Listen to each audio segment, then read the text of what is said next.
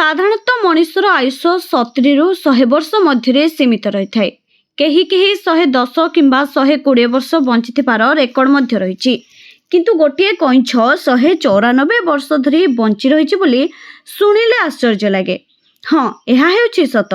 विश्वर सबठारु वयस्क जीवित कइंछ भावे परिचित जोनाथन एबे 194 वर्ष रे पदार्पण करछि। स्पेशल जायंट टर्टोइज प्रजातिर एही कइंछ दक्षिण आटलांटिका महासागर सेंट हेलेना द्वीप रे बास करछि। एहार असाधारण दीर्घ आयु पई जोनाथन को नाम वर्ल्ड गिनीज बुक रेकर्ड रे स्थान पाइथिबा बेले एहाकू गिनीज वर्ल्ड रेकर्ड्स आइकन मान्यता मध्य मिलिछि। तथ्य अनुसार 1882 मसीह जोनाथन को स्पेशल रु सेंट हेलेना द्वीप को अणा जाइथिला। सेतेबेले एहार बयस प्राय 50 वर्ष रहिथिला। एहा हिसाब रे जीव वैज्ञानिक माने ताहार जन्म 1832 मसीह होइथिबा आकलन करथिले।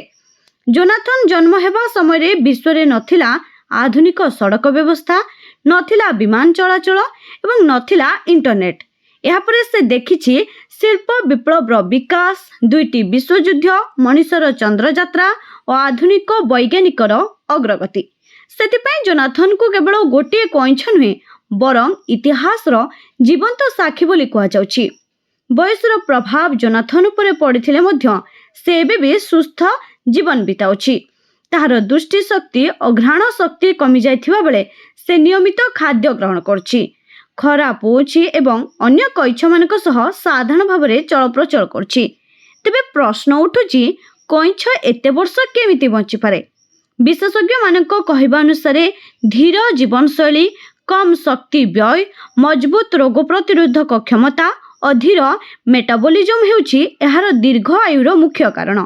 स्पेशल और गोलापागोस द्वीपपुंजर विशालकाय कइछ माने साधारणतः 100 वर्षରୁ अधिक समय बंची थांती, किंतु 194 वर्ष बयस रे पहुंची थिबा जोनाथन सतरे एक विरल और अद्भुत उदाहरण।